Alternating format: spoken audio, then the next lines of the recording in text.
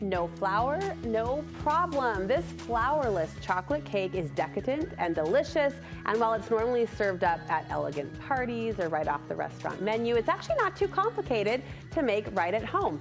Our friend and cake queen, Courtney Rich, is joining me in the Studio 5 kitchen. We've got our daughters behind the scenes with phones, so they're occupied, they're fine. They're doing What good. a fun bring your daughter to work day. This was so fun. I know. She was so excited. She's like, here, and can I eat the cake? So, yeah, that bite right there, that's from Avery. So I've got you a clean slice right here. All right, Abe, thanks for saving me a slice. Tell us about this cake. We see flourless, and sometimes people have questions. Yeah, I mean, it's great if you're gluten-free, but don't think that you have to be gluten-free to have a flourless cake. Let's talk about the decadence and the depth and the richness of a flourless chocolate cake, which is something you usually see, like you said, at fancy restaurants. Yes. Yeah, and they're actually so simple. There's a couple key tips that we'll go over, but you can see the richness there. I'm gonna give you a bite once I got all my toppings ready for you. And is that the benefit of the, I mean, there's the gluten option for sure, but when we take out the flour, I just get more of the chocolate? Yeah, it's denser. Okay. You're gonna get tons of chocolate flavor and just kind of this fudginess. And you get a little bit of a rise, but that's really coming from our eggs that we're gonna be adding in.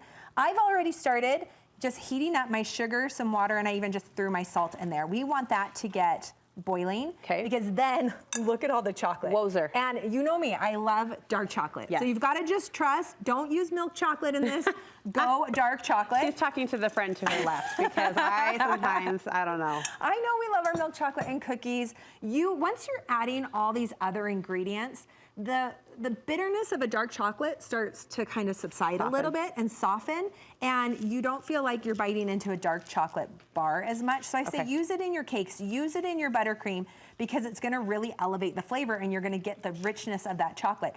So our goal here— Do you think she's made that speech before? It just rolled right off the tongue. It's not like I've preached that one Vote before. for dark chocolate. Yeah. Love Courtney. Okay, now my sugar was mixing a little, or started to heat kind of quickly as we were doing hair.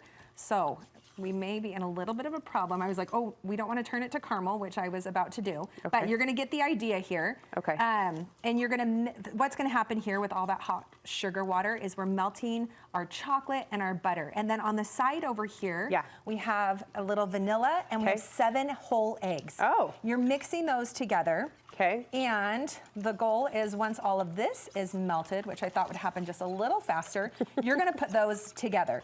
And you are just going to mix them, and then you've got your cake batter. Just as simple as that. Okay. Just like you said, 7 ingredients. So we're going to let this sit for a minute. Yes. I want to show you what the important step is here. Okay. Let me look at the chocolate. Okay. When that is all done, you're going to spray your pan. I always line the bottom with parchment. This is an 8-inch cake pan. Okay. We're going to put our batter in here. And then we put it in a larger pan, so this is 9 by 13. It's floating right now, but it'll be nice and set at the bottom. Stable. Then we're gonna add some water. And we're gonna fill it up about halfway, and then we cook it just like this. What does that do? So the water bath is gonna prevent it from cooking too quickly on the sides. It kind of just gives it this really nice, even bake, and it's gonna be in the oven for a little while. This is what you would do for cheesecake. Right? Just a really good even bake, because we wanna make sure, because it's got so much liquid in there, that it bakes all the way through to the center. But you do that for cheesecake as well, and then you just get this really good fudgy center. Now, you could have that cake all on its own, but we're gonna elevate it even more with a couple toppings. So we'll set this aside, finish that in a minute. I want you to take, this is gonna be your slice. Oh, yes, that we're gonna top in just a minute. So I have some heavy whipping cream that I've whipped up with some powdered sugar and vanilla. This is called creme fraiche. And kind of, I would say it's a little bit like cream cheese, but better and smoother and silkier. We're gonna add this whole tub. It's got that little tanginess of a cheese flavor. To the whipped cream. Yeah, to the whipped cream, and we're just gonna fold them together. So you're gonna get just kind of this tang. I can smell the tartness. Oh, the tartness to it. And this is gonna be our whipped topping that we're gonna be on top of it. Fancy. Now, if you are so opposed to cheese, like my son Weston, anytime he hears like a cream cheese filling, he's like, I can't do it. I can't do it.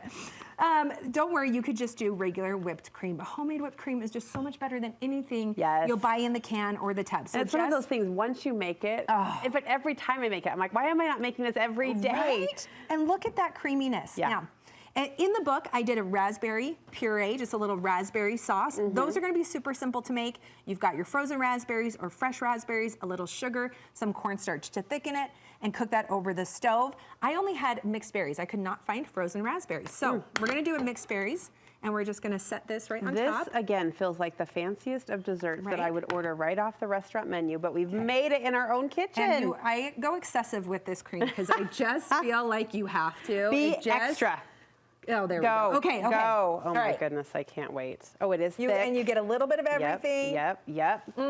And there's just something so nice about doing like a single layer cake. It doesn't feel too complicated. So good. Oh, that's so good. 7 ingredients? Are you kidding me? Right? And what do you think of it with the creme fraiche whipped cream? I like it a lot. It's just subtle. It's like a subtle tartness. Doesn't it feel sophisticated? I love that about this dessert. And I've made it with Avery. Like, it does not take a lot of experience in the kitchen to get this one just right. Listen. Cake for lunch. That's what I say. That's what we're doing here. Courtney, thank you so much. Where can we get your beautiful book? Okay, that's at shop.cakebycourtney.com. All my recipes, this is online as well at cakebycourtney.com. All right, we'll link you over. Thanks. From our website. Find her on Instagram as well. Thank you for the yummy lunch. Gosh, you're welcome. And happy Valentine's Day.